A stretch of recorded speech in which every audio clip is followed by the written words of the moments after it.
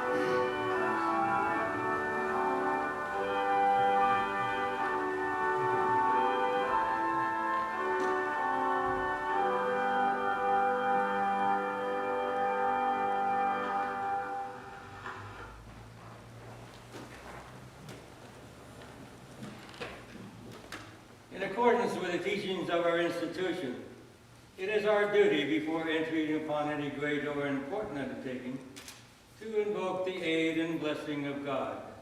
Let us therefore reverently unite with our chaplain in an address to the throne of grace.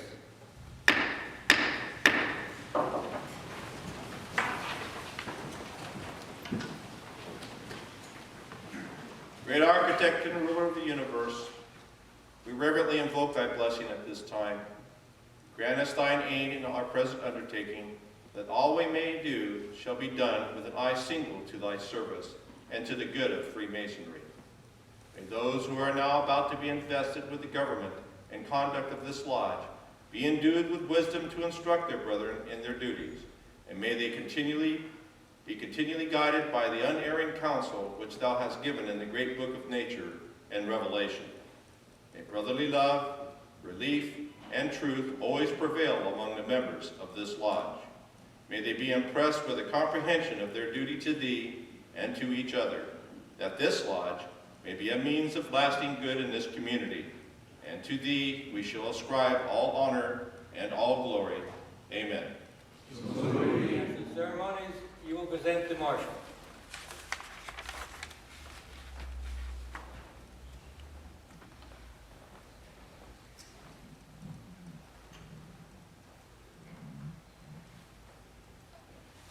Worshipful sir, I present to you for installation Worshipful Koss, who has been appointed marshal of this lodge.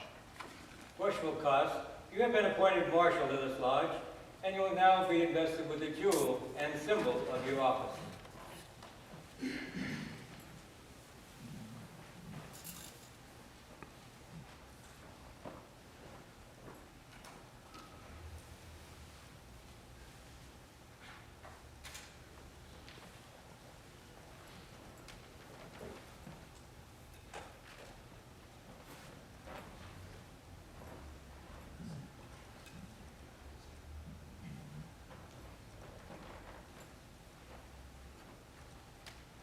The baton is an emblem of command and is sufficiently significant of your duties.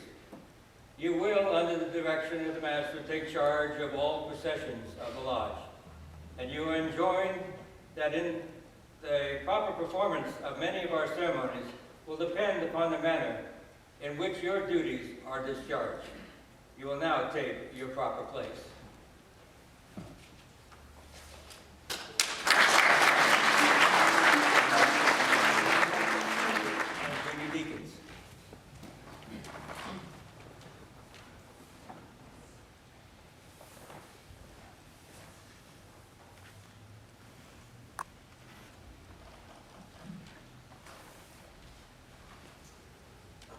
Worshipful sir, I present to you for installation brothers Morano and Schatz, who have been appointed senior and junior deacons of this lodge.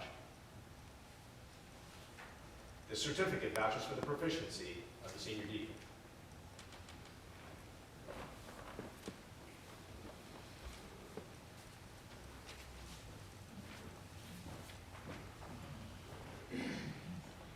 Brothers Morano and Schatz, you have been appointed deacons of this lodge, and you will now be invested with the jewels of your office.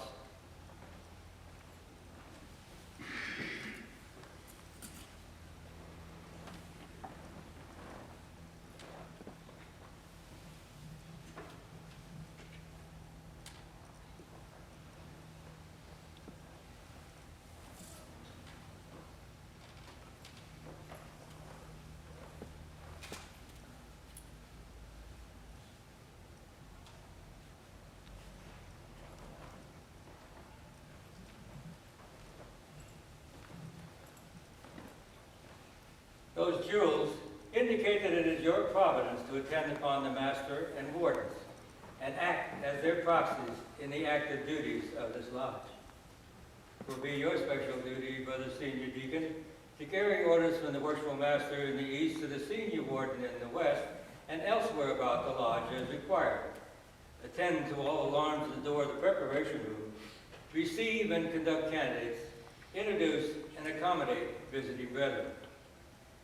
You, Brother Deacon, to carry messages from the senior warden in the west to the junior in the south and elsewhere about the lodge as director. Attend to all alarms at the door and see the lodge duly tied. Those rods, my brothers, distinctive of your office, will now be entrusted to your care.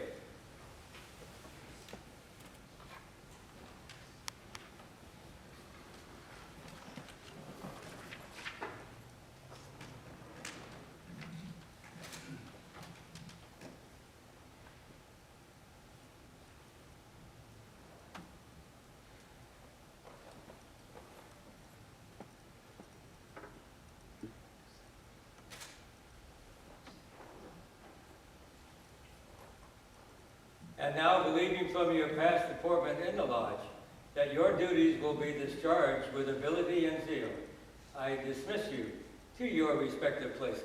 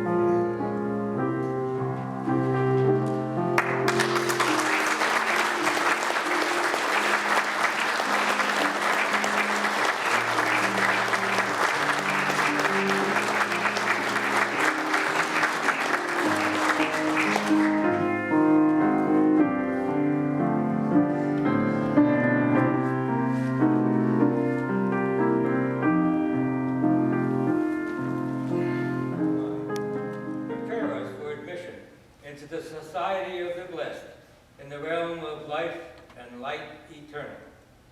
It is fitting that an emblem of the sacred volume should be the jewel of your office, and which you will now be invested.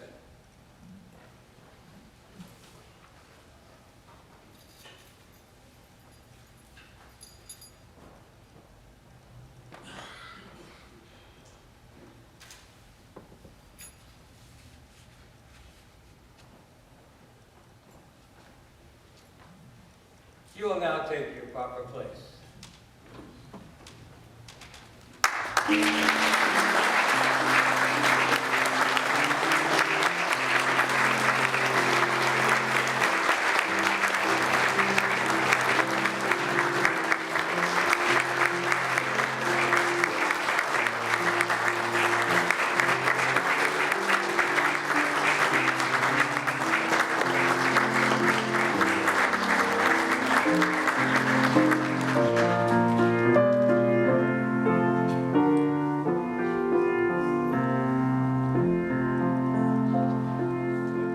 Junior Warden of this lodge.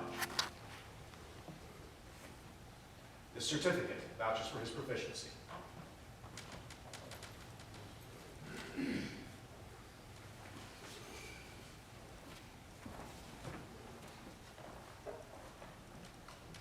Brother Beaucamp, you have been elected junior warden of this lodge, and you will now be invested with the jewel of your station.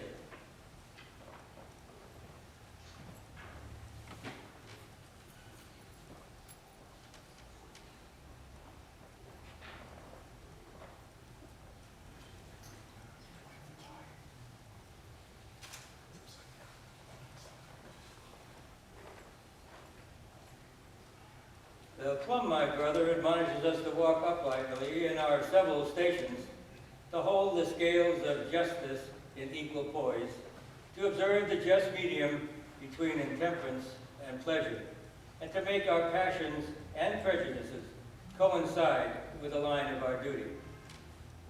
To you is committed the superintendent of the craft during the hours of refreshment. It is necessary, therefore, that you should practice moderation and discretion in the indulgence of your own inclinations, and that you are carefully to observe that the means of refreshment are not converted to improper or excessive use. Your regular and punctual attendance is particularly requested, and I have no doubt that you will faithfully execute the duties which you owe to your present appointment. Look well to the south.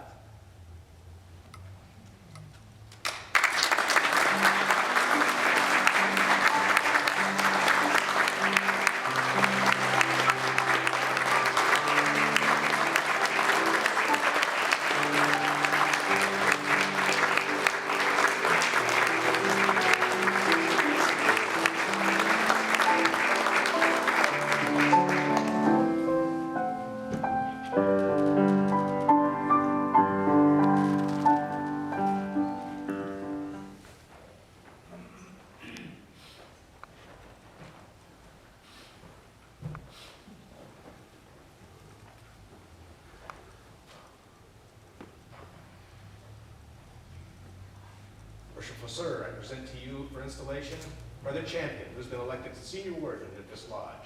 He is of good morals, true and trusty, and possesses the love and confidence of his brethren. This certificate vouches for his proficiency.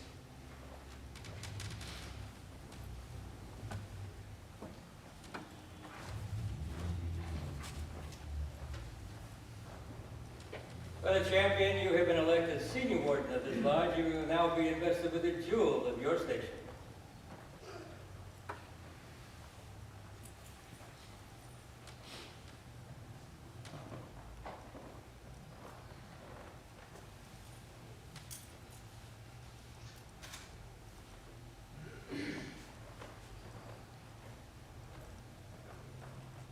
The level, my brother, demonstrates that we are descended from the same stock, that we partake of the same nature and share the same hope, and that although distinctions among men are necessary to preserve subordination, yet no eminence of station should make us forget that we are brethren. For he who is placed on the lowest spoke of the fortune's wheel may be entitled to our regard. Because the time will come, and the wisest know not when all distinction save that of goodness shall cease, and death, the almighty leveler of human greatness, reduce us to the same state. Your regular attendance at our stated meetings is essential. In the absence of the master, you are to govern the lodge. In his presence, you are to assist him in the government of it. I firmly rely on your knowledge of masonry and attachment to the lodge for the faithful discharge of your duties of this important trust. Look well to the west.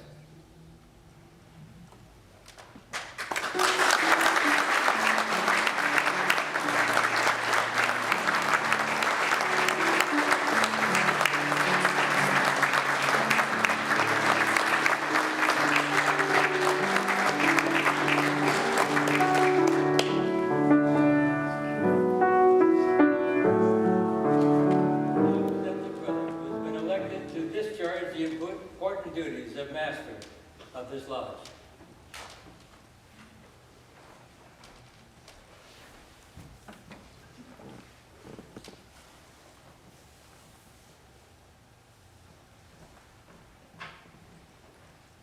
Worshipful sir, I present to you for installation Worshipful Betancourt, who has been duly elected to serve as master of this lodge. Is it known that Worshipful Betancourt is well skilled in our ancient craft? Is he zealous in his regard for the interest of our order? And is he duly qualified to discharge the special duties of the master's chair? It is well known that he is all of this, worshipful sir. This certificate vouching for his proficiency is evidence that he is well skilled in our ancient craft. I find him to be of good morals, true and trusty, and as he is a lover of the fraternity, I doubt not that he will discharge his duties with fidelity and honor.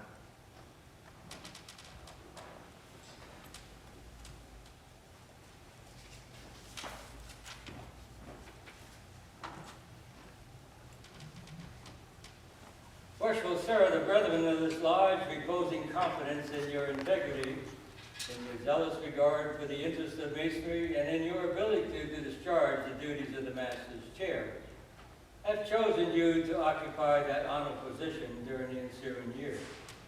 Are you willing to accept this important trust? I am. Then, my brother, I shall most cheerfully proceed to install you in the dignified and honored position into which the suffrage of your brethren has called you, not doubting that the dignity of the Oriental chair will be well preserved in your keeping, and that the interest and welfare of this lodge may be safely confided into your charge. Before commencing your investiture, however, it is necessary that you should signify your assent to those ancient charges and regulations which point out the duties of the master of a lodge, and which on no account are ever to be neglected or departed from. They are as follows. You agree to be a good man and true and strictly to obey the moral law. You agree to be a peaceful citizen and cheerfully to conform to the laws of the country in which you reside. You promise not to be concerned in plots and conspiracies against the government, but patiently to submit to the decision of the supreme legislation. You agree to pay a proper respect to the civil magistrate, to work diligently, live creditably, and act honorably by all men. You agree to hold in veneration the original rulers and patrons of the Order of Masonry and their regular successors, supreme and subordinate, according to their stations, and to submit to the awards and resolutions of your brethren when convened, in every case consistent with the Constitution of the Order. You agree to avoid private piques and quarrels, and to guard against intemperance and excess. You agree to be cautious in carriage and behavior, courteous to your brethren, and faithful to your lodge. You promise to respect genuine brethren, and to discountenance impostors and all dissenters from the original plan of masonry. You agreed to promote the general good of society, to cultivate the social virtues, and propagate the knowledge of the arts. You promised to pay homage to the Grand Master for the time being, and to his officers when duly installed, and strictly to conform to every edict of the Grand Lodge or General Assembly of Masons that is not subversive of the principles and groundwork of Masonry. You admit that it is not in the power of any man or body of men to make innovations in the body of Masonry. You promise a regular attendance on the committees and communications of the Grand Lodge, and on receiving proper notice, and to pay attention to all the duties of Masonry on convenient occasions. You admit that no new lodge should be formed without permission of the Grand Lodge, and that no countenance should be given to any irregular lodge or to any person clandestinely initiated therein, being contrary to the ancient charges of the order. You admit that no person can be regularly made a Mason in or admitted a member of any regular lodge without previous notice and due inquiry into his character. You agree that no visitor shall be received into your lodge without due examination and producing proper vouchers of their having been initiated in a regular lodge. These are among the ancient charges and regulations of free and accepted Masons, and to these your assent must be freely given. Do you submit to these charges and promise to support these regulations as masters have done in all ages before you? I do so promise. Then, my brother, in consequence of this assurance, and with full confidence in your capacity and zeal, I will now install you as Master of King David's Lodge number 209. Brother Master of Ceremonies, you will invest him with a jewel of his station.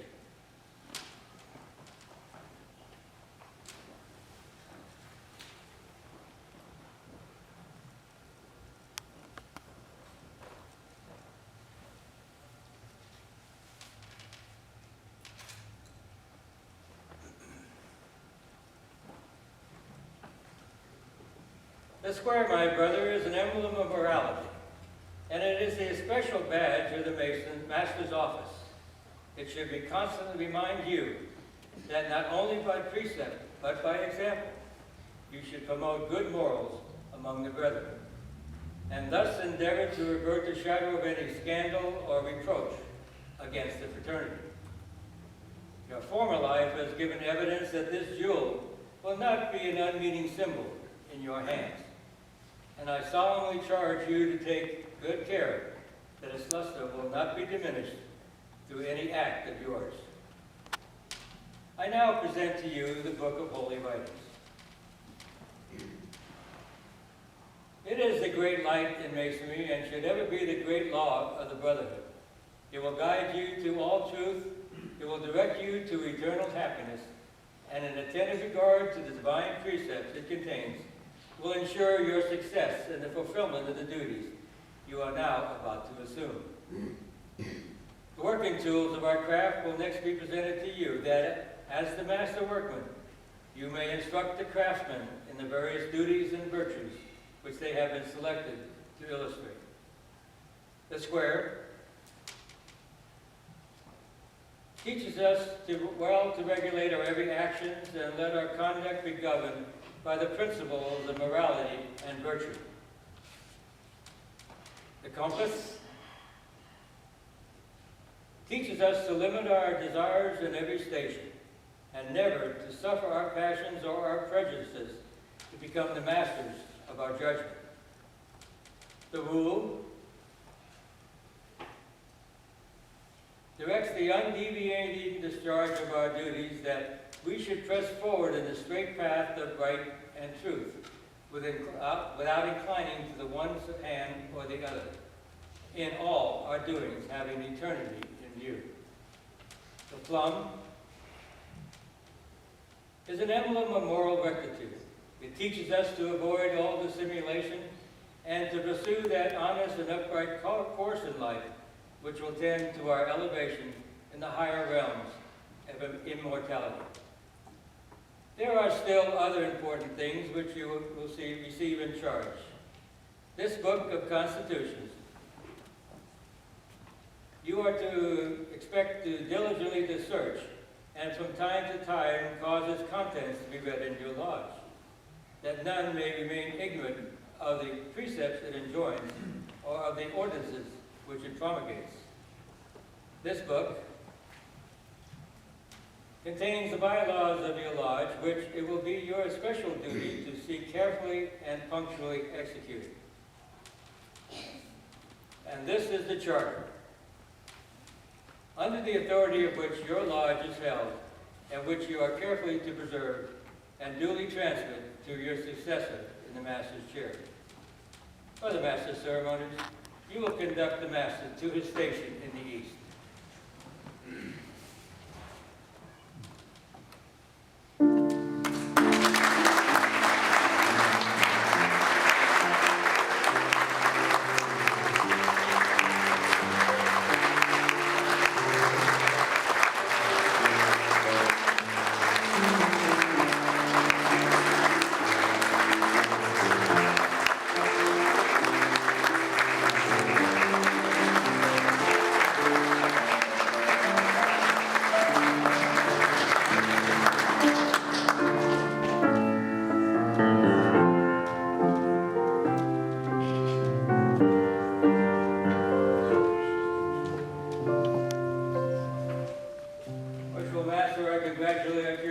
Congratulate you on your ascension to this time-honored seat. The duties incumbent upon you in your exalted station are fraught with grave responsibilities. Remember that the honor, reputation, and usefulness of your lodge will materially depend upon the skill and assiduity with which you manage its concerns, and that the happiness of its members will be generally promoted in proportion to the watchful care with which you cherish the genuine principles of our institution. For a pattern of imitation, consider the great luminary of nature, which rising in the east regularly diffuses light and luster to all within its circle. In like manner, it is your providence to spread and communicate light and instruction to the brethren of your lodge. Forcibly impress upon them the dignity and high importance of masonry, and seriously admonish them never to disgrace it.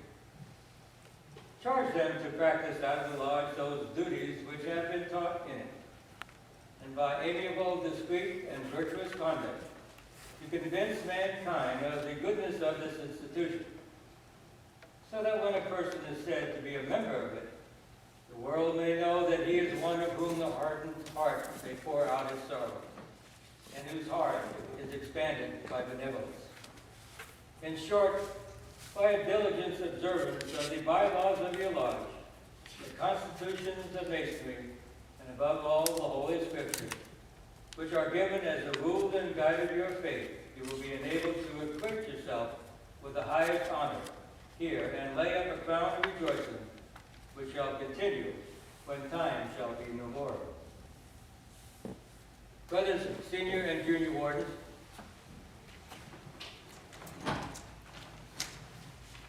you are too well acquainted with the principles of masonry to warrant any distrust that you will be found wanting in the discharge of your respective duties. Suffice it to say that what you have seen praiseworthy in others, you should carefully imitate. And what in them may have appeared defective, you should yourselves avoid.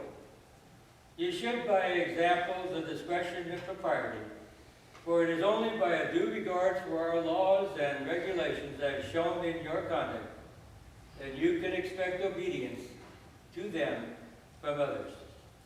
You are assiduously to assist the Master in the discharge of his trust, diffusing light and imparting knowledge to all who he shall place under your care. In the absence of the Master, you will succeed to higher duties. Your requirements must therefore be such as will ensure proper instruction to the craft. From the spirit with which you have hitherto evinced, I entertain no doubt that your future conduct will be such as will merit the applause of your brethren and the testimony of a good conscience. Brethren of King David's Lodge, number 209, such is the nature of our Constitution, that as some must as a necessity rule and teach, so must others, of course, learn to submit and obey. Humility in both is an essential duty. The officers who have been chosen to govern your lodge are sufficiently conversant with the rules and propriety of the laws of the institution to avoid exceeding the powers with which they are entrusted. And you are too generous a physician to envy their preferment. I therefore trust that you will have but one aim, to please one another and unite in the general design of promoting happiness. Finally, my brethren, as this association has been formed and perfected in so much unanimity and concord, so may it long continue. May you long enjoy every satisfaction and delight which this interested friendship can afford. May kindness and brotherly affection distinguish your conscious conduct as men and as Masons. Within your peaceful walls, may your children's children celebrate with joy and gratitude the annual recurrence of this auspicious solemnity, and may the tenets of our profession be transmitted to this lodge, pure and unimpaired, from generation to generation. Worshipful Master, it now remains for me to present to you the gap, the emblem of power. In the hands of the Master may be an instrument of great good or of greater evil. With it, the Master governs his lodge, and the welfare and prosperity of your lodge, in a great measure, depends on its judicious use. In your hands, I am confident, it will be wielded to the best interest of your brethren. Brother Master of Ceremonies, you will make proclamation.